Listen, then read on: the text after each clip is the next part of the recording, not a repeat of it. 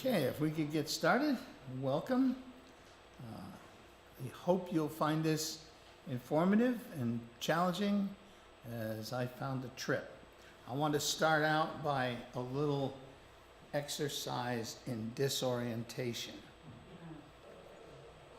What you're about to hear is what we heard every morning. We heard 5 times a day, actually.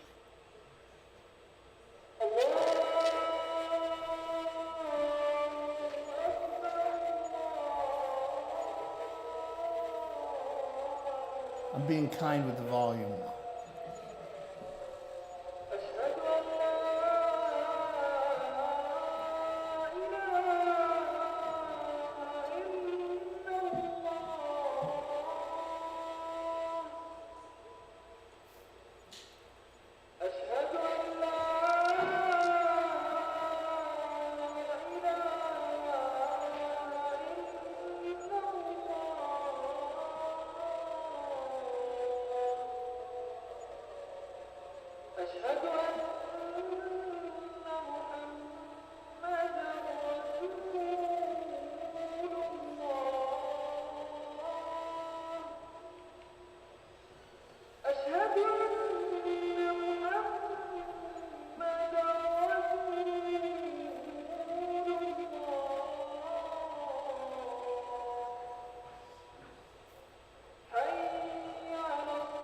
And on it goes. The first one was about 20 after 4 in the morning. I'm a morning person, but that was not one that I was expecting. I cheered that because one of the things that struck me was the whole experience was so very different, and I didn't have any frame of reference for anything. Does that make sense? So it really heightened my sensitivity to everything.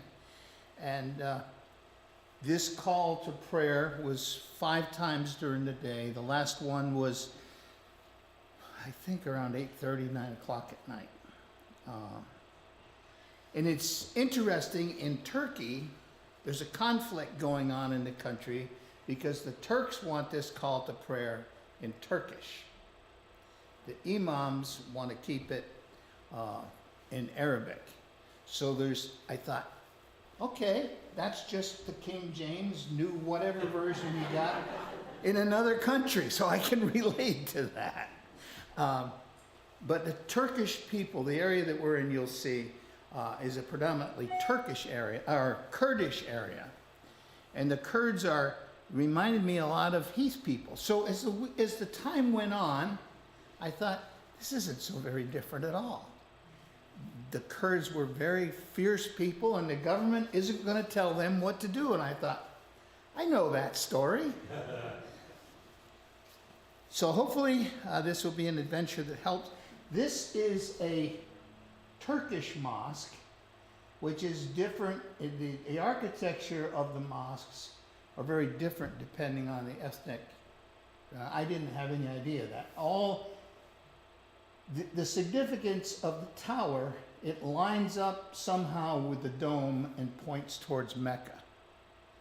So I'm not sure whether it's they lead with the prayer tower or the dome. I'm not sure how. We didn't get time to go in and figure that out. But there's also mosques like this one showing up all over, and they are Iranian. They're Iranian separatists, the right-wing radical group of fundamentalism. And they are, the building in the back that you see right here is a madrasa, which is a school. And they go into the inner city and recruit the kids from the poorest neighborhood and try to radicalize them. So there's a lot of concern about what's happening in the country with that. Turkey has a long church history. The 7 churches are lined up right here. The 7 churches of Revelation. Ephesus is right in here. Over here in this corner is, it's Tarsus, where Apostle Paul was from. Abraham's tomb was not too far from where we were. We did not get a chance to go there. But so there's a long history there. Just to give you a little background on Turkey, there's about 85 million people. And as you're probably aware, they are NATO members. They were primary allies in the Korean War. They stayed neutral in World War II till the very end. Because basically the country had been destroyed in the Ottoman Empire. Just before World War II, they began putting it back together. So they still play a very vital role as a hinge between the East and the West. And that this little channel right here is what gives countries access to the Black Sea. So you can see they wield a lot of power. What I was surprised with was the amount of agriculture. A lot of intensive agriculture, actually. They grew a lot of wheat, a tremendous amount of wheat, all kinds of vegetable crops, a lot of sheep, goats, beef, poultry, pistachios. There's pistachio groves like we have apple orchards. A lot of barley, a lot of lentils, a lot of cotton, a lot of tobacco, olives, apricots, and down in the south they have a lot of citrus. It's not uncommon to have to wait. We were moving when I took this picture, so it's a little blurry, but there's probably 100 sheep there coming down the road. Still doing it the same way it's been done for thousands of years. This is a pistachio grove or orchard. I'm not sure what it's called. And those of you who spend any time on the farm know what that is. How many of us have taken wheelbarrow loads out every day into that pile? So I thought that was kind of a neat touch point. They grow a lot of wheat. That's what this field here is. It was just coming up. The snow had just melted and it was growing pretty good. This was inside a little walled place where we stayed. And it was a great view of the mountains. The area where we were in Turkey was right here in the red. This country here is Syria. So you'll see in a second that the earthquake itself, the epicenter was right in that red area. And the destruction was in Syria as well as this, pretty much this whole area here. It varied place to place, but very typical of earthquakes, but very unique of earthquakes. This one, as I understand, what happened is what a normal earthquake would be a side-to-side movement. This one was up and down for quite a long time, and then side to side, and then up and down and side to side at the same time. So it was designed for destruction. And how the buildings came down was not unlike most places. One building would be left intact, and right beside it would be a wreck. Some of the sides of the buildings would shear off, some a half a building. It was pretty unpredictable. There's another view of the one that the side of it came off. There's been a lot of controversy, and you may have heard on the news, supposedly President Erdogan's friends were in the construction business, and he kind of gave them permission to cut corners with the construction. So a lot of brand new high-rise apartments they look okay, but when you get up close, they're totally uninhabitable. It's the strangest thing to drive down these streets at night. The street lights still work, but every one of those buildings is empty because they've all been condemned. And again, the destruction is everywhere. These are the most deadly when the buildings pancake and one floor comes down on top of the other. That's where the bulk of the fatalities came. And I thought it'd be good for you to see our 4-star accommodations from the trip. This was our kitchen, complete with a dirt floor. This is Bob, he was one of our accomplished chefs. This was our dining hall, which was a stick-built building with Tyvek around the outside. And inside, this was our heat. And it was a pretty finicky stove with green wet wood, but we managed to get it. So this was our sleeping quarters. And this man quickly became my friend and confidant. I shared with some of you that story. This was in a rural area. They have kind of an interesting way of developing the farms. The buildings will all be together like a little village, and the land is all outboard of it. And this man was the village elder on the left, and I guess probably my physique and my hair color, he figured I was his counterpart.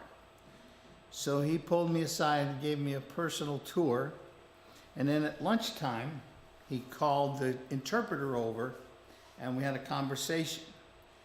And it was one of the things that I really was ambushed more than anything else, and it just gave me such hope. He said to me, "How is it? I have a question for you." And I'm like, they told us to be careful what kind of conversations we get into, that this is a country that's, rather unstable, and you could get yourself in a lot of trouble very quickly, and Turkish prisons are not where you want to spend a vacation. So when he said, "I have a question for you," I kind of cringed.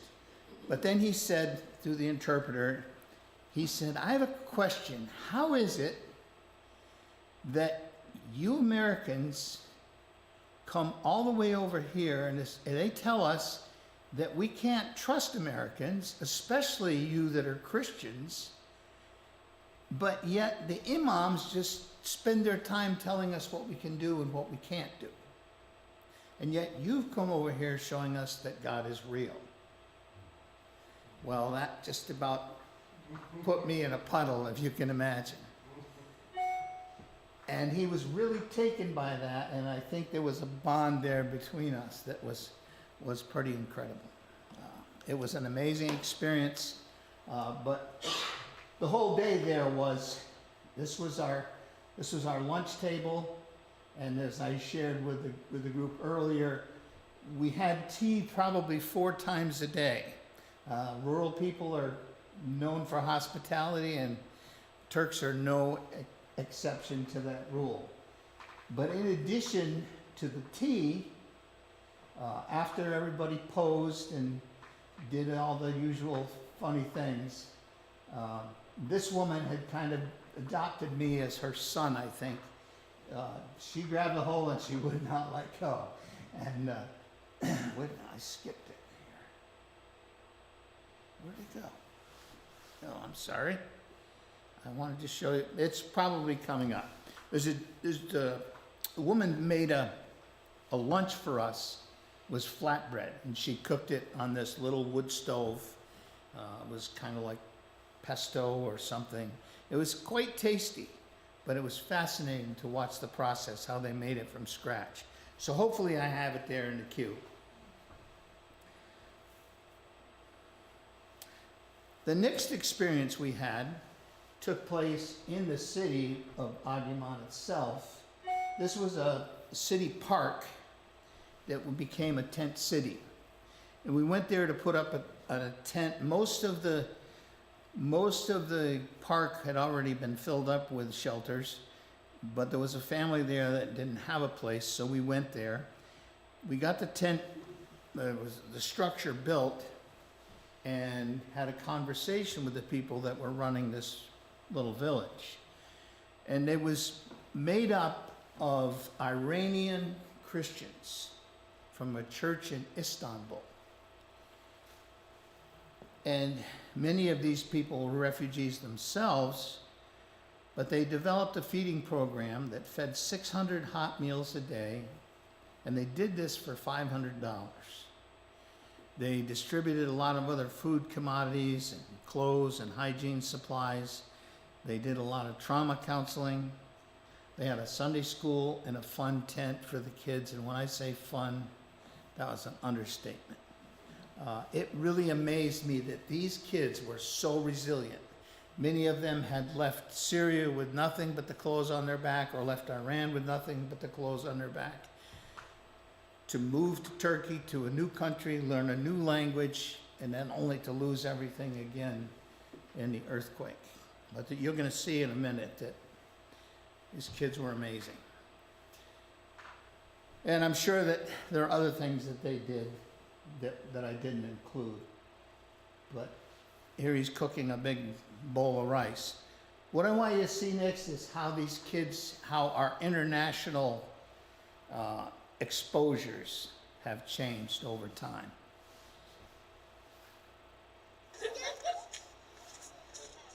My name is? My name is Elephant. Elephant? Your name's Elephant?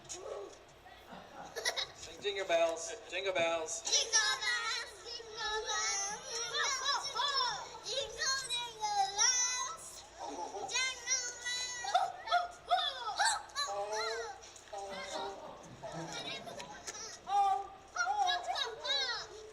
ho, ho, ho.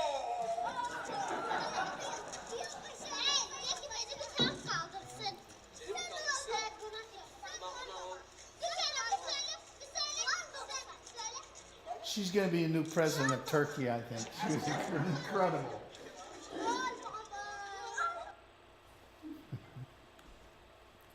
But you think about what these kids have seen, what they've experienced. And the directors were telling us the response to the gospel's been incredible.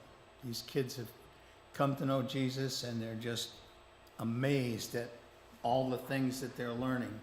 They said they're like sponges soaking up a message of hope and grace. And yes, I do have that video. This is flatbread as I've never had it before.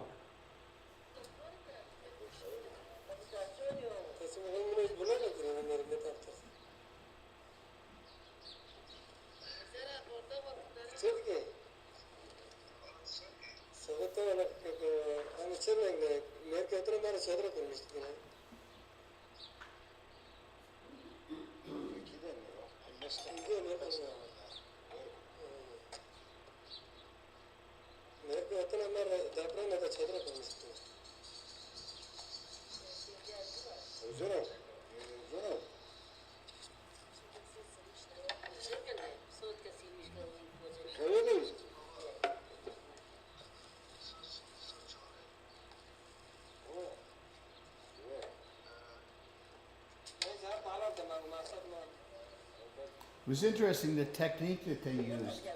It was built with small pieces of wood, but then when they wanted a little bit hotter, she has a bag of bean pods on the side, from kidney beans. Saved them and threw them in the fire, and you could almost feel the heat come up immediately.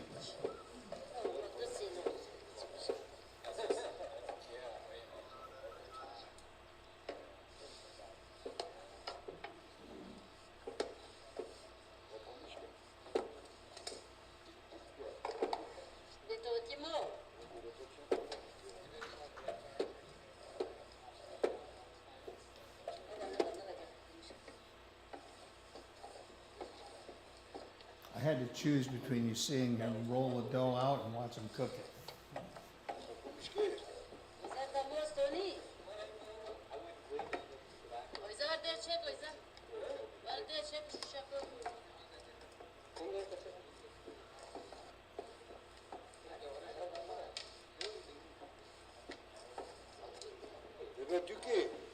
No, thank you.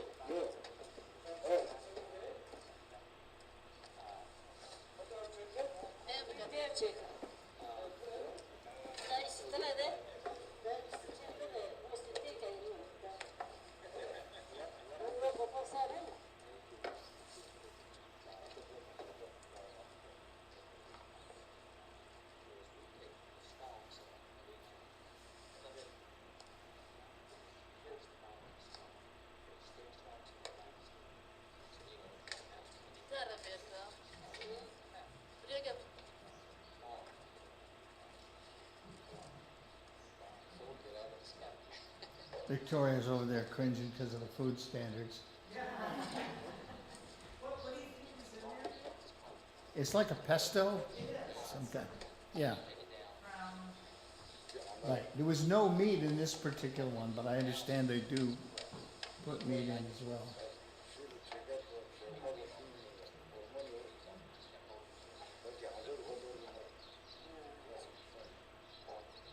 I'm pretty skittish trying new things, but that was good.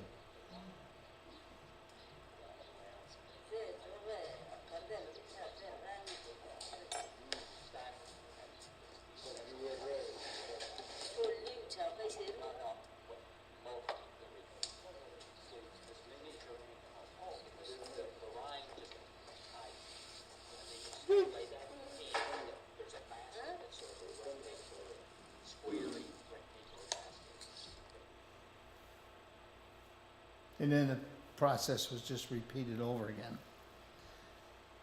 One of the things that I wanted you to see, a lot of people have asked, well, what do the shelters look like? How do you put them together?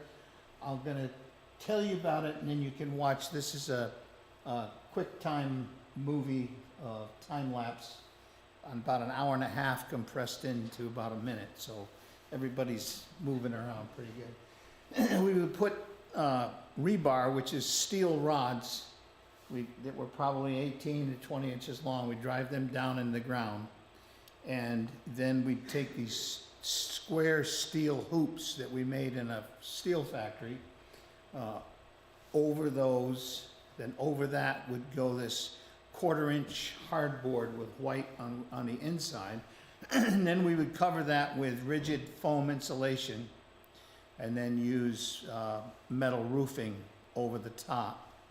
And there's steel bands that hitch into the hoops at the very bottom. That goes over the top, and then they're connected together. So once they're tightened up, everything stays in place. And we put a tarp, which was like Tyvek, on each end. And then on the end for the door we cut a slit and had a piece that was probably 2 feet wide that went over that, which kind of would close back on itself to protect when the wind blew. So here you go. We did this 20 times.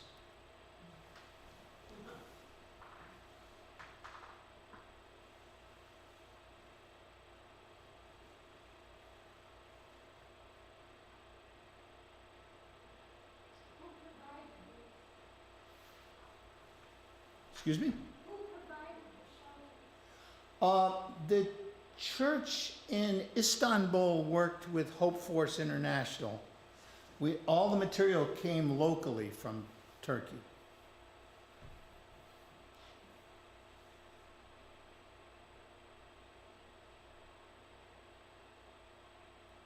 When everything goes well, that's about an hour and a half's worth of work. It was 4 of us plus the Turkish leader plus our interpreter. And so we all had a hand in that. The steel roofing panels we would wire together, so we had a double panel, and then the whole thing just kind of laid 2 on each side and 1 at the top. And then those bands would get tightened up. And it was pretty solid when it was all done. Any other questions on the shelters themselves? did they have any kind of fireplace or heating? A lot of them put those stoves in like we had, just a little round, kind of like a potbelly stove. It was made out of steel. There's quite a bit of wood there in Turkey that's available. So there was one of the areas downtown, there was a wood market. It was a Turkish equivalent to a wood processor, I guess. I'm not sure what it was, but most of it was very small pieces, because these stoves were small. That's the reason for the insulation, because it does get quite cold and damp. We had probably 2 days of sunshine, 3 days of sunshine in 2 weeks. It was the season. We're coming out of winter, so it was very damp, a lot of rain, a lot of cold.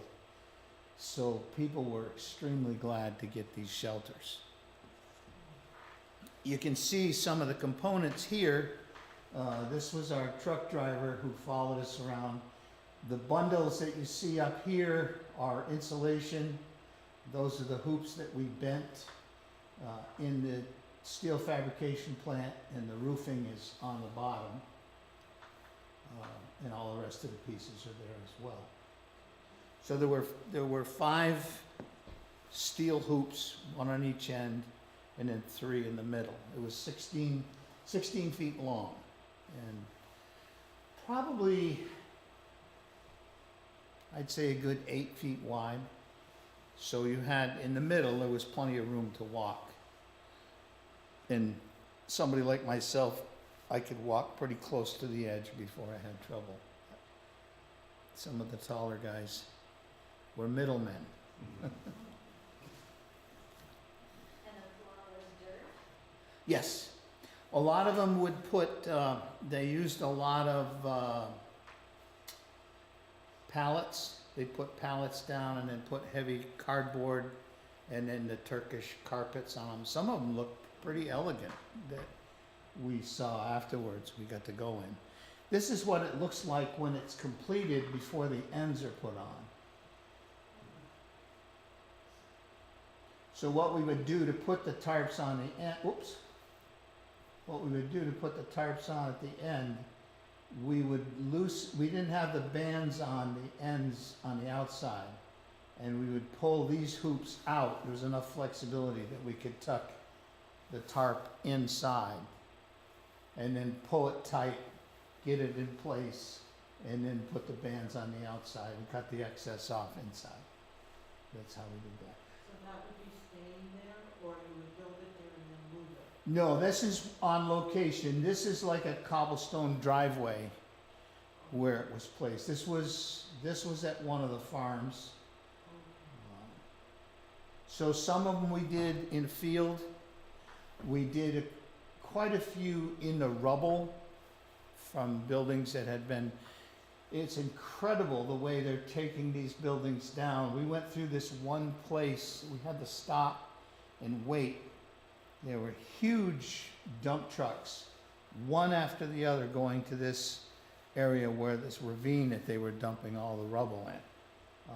But they said it was all day long from 4 or 5 in the morning till 9 o'clock at night, these trucks just one after the other. So they're really working quite hard to get them torn down, and I'm not sure what they're going to do. We were the last team in this area. We were kind of the cleanup crew. This was 6 weeks after the earthquake. So many of the people, what happens in a disaster like that, some people improvise right away and make some kind of a shelter. Others wait for help, and there was a bunch of different relief agencies from different countries, some international. And then other people would go back to their villages, because most of the people that lived in this area were all from rural areas, and so they had family that they could go back to. So they relocated. I'm not sure what's going to happen long term. I think like every disaster, it's going to take them a long time to figure out what their long-term plan is. The area that they're in now is down in Antakya, which is closer to the Syrian border, and they were less able to do anything early. I'm not sure why. So we had a whole lot of people who were suffering from some pretty severe weather-related issues. So they're down there now, and they're working in this one area. There's a team that's due, I think they're due to come home today. They're building like 400 or 500 of these shelters, and they're a little more permanent. They have plywood ends on them, and they have a little friendlier bottoms to them. They've graded the areas and smoothed it off and put some kind of sand that will pack that makes it easier to keep everything level. So there's a lot of work that's been done, and there's a lot more yet to be done. This shows you the side view before the roofing goes on.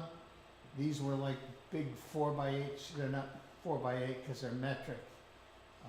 but it's just 1/4-inch panels, and they're white on the inside and pretty flexible, so they would fit over it. Were you with people you already knew, or how did they come up with these teams of people? Hope Force International was the group that I went with. They're located in Brentwood, Tennessee. My son is a disaster coordinator for them, so he was heading up this team. That's how I got to go. So then they have I forget what the term they use. My son is on staff, and there were there's 3 of them on staff, and they take turns going to different places. It was my son's turn to go on this trip. They try to rotate, so they're only gone from home for 2 weeks at a time, and then they have to be home for a while. They've been severely stretched in the last year with all the tornadoes and floods and everything, so it's been a stretch for them. And then they have volunteers from all over the country and Canada as well. So. This is the insulation that we put on after. That's held in place long enough to get the roof on with string. It's like a baling twine that we would have looped over the top, and just kind of held it in place. And then this is again shows another view of it closed up. So you can see it's pretty tight, pretty weather resistant. The wind does not seem to affect them very much at all, which is good, other than the ends. That was the weak point. And like I said, they've developed a way to make plywood ends with a regular door on them, so it's a little more permanent. And they can put a better thimble through the wall for a stove too, so the whole thing is much more useful for a long term. This was on the floor in a house that was condemned. This was the last story, and perhaps tugged on your heartstrings the most. Our guide had heard about this elderly widow who was caring for 3 grandkids. She'd lost a son in Germany from suicide. She lost a son in an earthquake, along with 2 other grandchildren. And she was raising 3 grandchildren for another son who had immigrated to Germany and was trying to get established. And she said in a very broken English, and then mostly through the interpreter, that she had been to every Turkish agency she could find, and she said they were sick of seeing her. She was like reminding me of that persistent widow. And then she said she went to the imams, and they basically told her they couldn't do anything to help her either. And she said, I can't believe that you would come all the way from America. God is real because of that. And so sometimes you just never know what showing up is going to do. It's pretty amazing. So I have a little bit of her conversation, and she too was quite hospitable.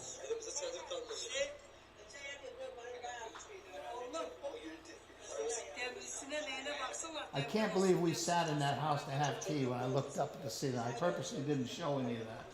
Benim dilim yok. Yabancılar. Yabancı dil konuş. Evet, yani onlar bilmezler. Ben bakıyorum abla. Ben bakıyorum abla. Ben bakıyorum. Onlar bilmezler ama elimizde malzeme kalmamış. Yani kurabileceğimiz çadır yok. The way they make the tea is fascinating. It's cooked in that smaller pot, and they put just about an inch or 2 in, and then pour boiling water on top of that. It's quite good. I'm not a tea drinker, but I could be if it was like that all the time.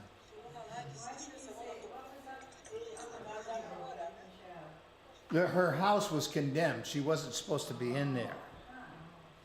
And she kept pointing to the crack like we needed a reminder. But so we built a shelter for her too, so she was pretty Pretty happy.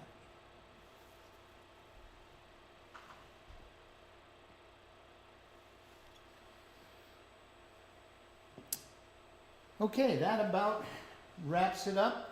I wanted to end with a little more hopeful picture here. That it's a resilient people, particularly the Kurdish people really kind of grabbed my heart. I didn't realize, it's sometimes our view of history and our places in the world, we don't really have an understanding. But the Kurdish have been homeless for a long, long time. And they're looking for a country. They once had a country called, I don't remember what it was called now, but they know that history. And they're very proud people. I don't know if you noticed the old man from the village, his pants, they had like a V, and the crotch of his pants was below his knee. It's some Kurdish heritage clothing. I don't know what it means. But it's interesting because the younger generation won't wear them. Only the old men wear them. But it's kind of like that ethnic heritage, I think, that they hold on to. So there's a lot of potential for conflicts in Turkey. You not only have the Kurdish, but you have a large group of Armenians too. Not Armenians, but Armenians. The wandering Armenians. And they too are looking for a country. And there's a lot of friction between these different ethnic groups. So it was a challenge. But what amazed me was how open people were to a living example of Jesus coming to care for us. And I thought, all of us need to take heart with that, because sometimes we struggle with how do we share our faith with people around us. Sometimes we use too many words. I think it was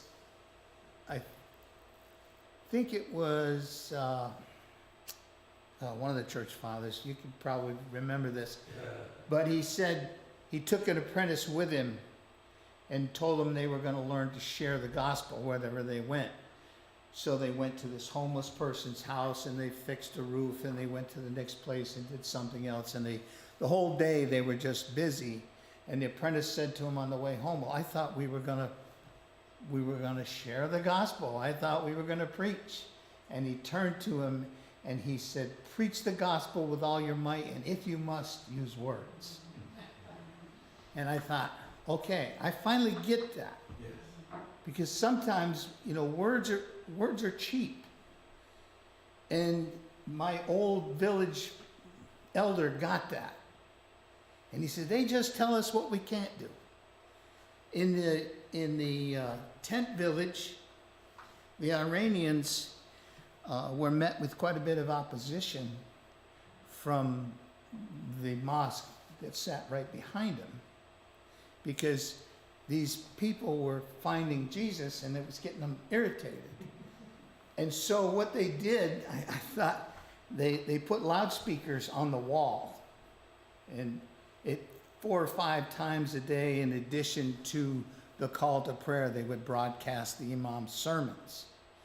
And I said to him, I said, don't you find that irritating? He says, that's just noise. Jesus lives here. And I thought, that's pretty cool.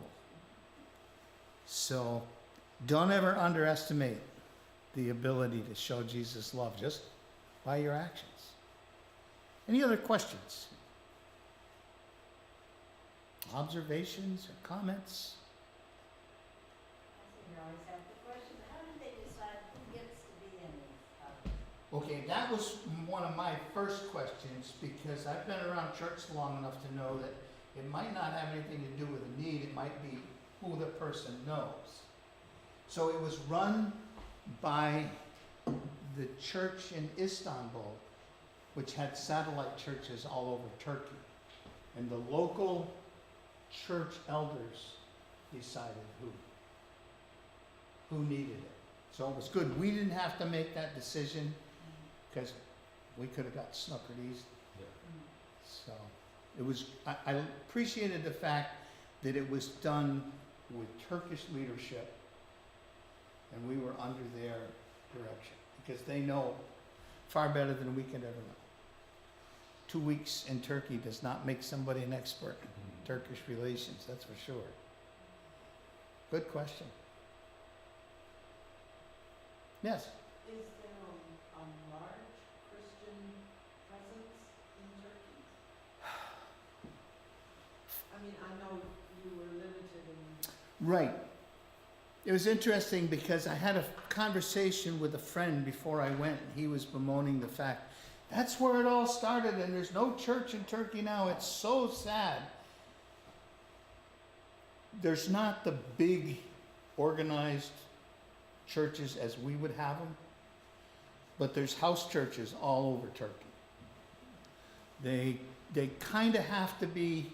They're tolerated but not tolerated. There's certain lines that they're allowed to. And one of them, interestingly enough, is they can't have that physical presence. It's okay to be a Christian. It's okay to be a church. But we don't want flashiness. I thought we could probably take a lesson from that. Good observation. Anything else? Yes, Lydia. Did you get to meet some of the people who were going to move into these houses? Yes, we met everyone. They were there when we built the shelter. They helped us. So, yep. Sometimes their help was, like the city cousins coming to the farm to help, but it was well intentioned. And yes. how many people would share a house like this? How large were the families? It varied. The widow was she and her 3 grandchildren. There was another one, there were 7 people in it. They were pretty creative. We went to repair one, which was 2 shelters that were together, and they had stretched a tarp over the top, and that was a small village in there. I don't know how many people were in there. So, I mean, people to survive will double up and do what they have to do. Pam? How long are they expecting to stay in these shelters? How long? I think it varies on a lot of things. It varies on their income, because there were buildings that were being completed while we were there too. So I'm sure if you had enough money, you could get to I would guess, you could get to the top of the list to get in first. So it's hard to say. I don't know. I would guess it's going to take years for everybody to find something. I know when we left Haiti, I'm trying to remember how many years it was after the earthquake, but there were still people living in tents many years after, and I'm sure they still are now.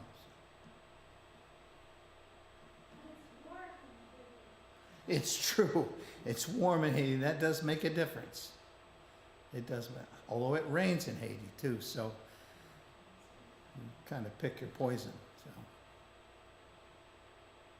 good question. That area is very susceptible to earthquakes. Yes, I understand that. it's where I don't understand the whole geology thing, but there's like 3 or 4 major plates that come together in that area.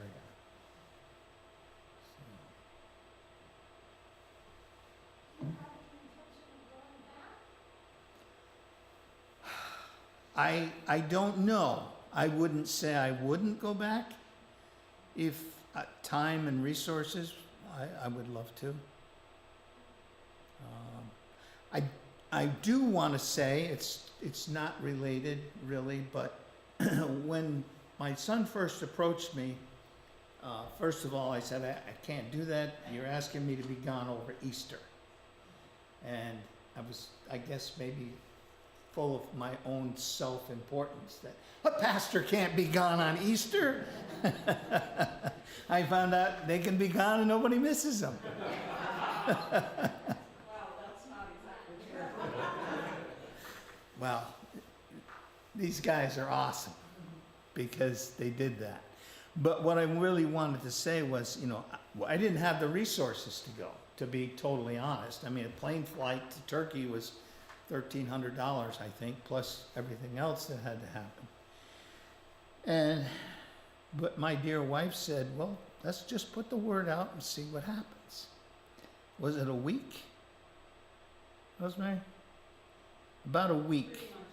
About a week, every single expense was covered. So it was incredible. So don't let those kinds of obstacles prevent you from going to something like it. It doesn't have to be Turkey. It could be anything. There's plenty of things in this country that need Christian witness and Christian help with as well. So just put yourself out there and see what the Lord will do. Just be ready for him to make the impossible possible.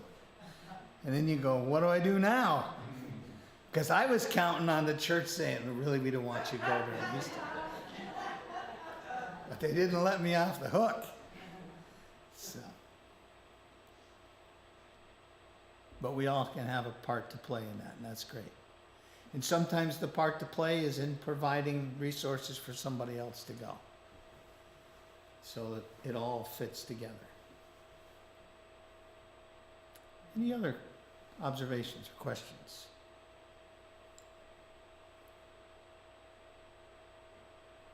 And I also, it's bad to get me behind the pulpit, isn't it? Talking about going to some place. Don't think that your lack of skills would be a hindrance either. One of the guys that went was a lawyer, and I swear he had 3 left hands. But by the end of the 2 weeks, he was rocking and rolling. It was amazing to watch him. He did great. And the neat thing about a group like that is one person, it's interesting how the skill levels get divvied up real quick, and people assume roles. And by the end of the 2 weeks, hey, that's my job. So they own it, and that's when you know it's working. Yes, Pam? Was it all men that went in your group? This trip was because they were still trying to figure out the role Christian women can play. It wasn't a role of, from an American standpoint, that we don't want women to go, but it's the hesitancy in a Muslim country for women to be out and about and active and taking on roles like that. Turkey is a lot more open to that than I thought. I thought it was much more, you see women without a headscarf, you see them in slacks, you see them in dresses, quite a variety of clothing. So I think the mission tried to walk that fine line. That was an issue they just did not want to get. Because they have places all over the country, and there's a mission in Nepal, there's a mission in Haiti, so that those are all places where anybody can go. So they just made that call to avoid that as a possible conflict. Say the name of the organization again. Hope Force International. They're located in Brentwood, Tennessee. And we are going to have a plate up downstairs if you'd like to make a contribution. There's no pressure. We're not passing the plate. We will give you a cookie whether or not you participate. If people are interested in learning more about Hope Force, there are a few Okay, keys in the back, and you could get the QR code on your phone, and then you'd find right. more out about it. And if you want to share, you can share the pamphlets and take a picture, get the QR code for yourself on your phone, and do that. But if you don't have that with you, just remember Hope Force International. They've got quite a strong web presence. So,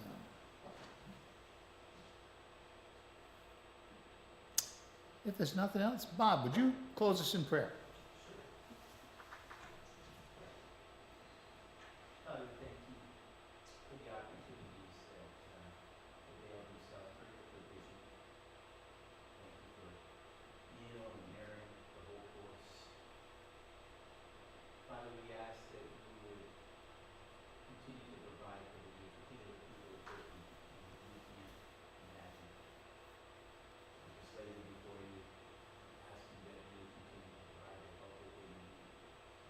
And thank you for the message.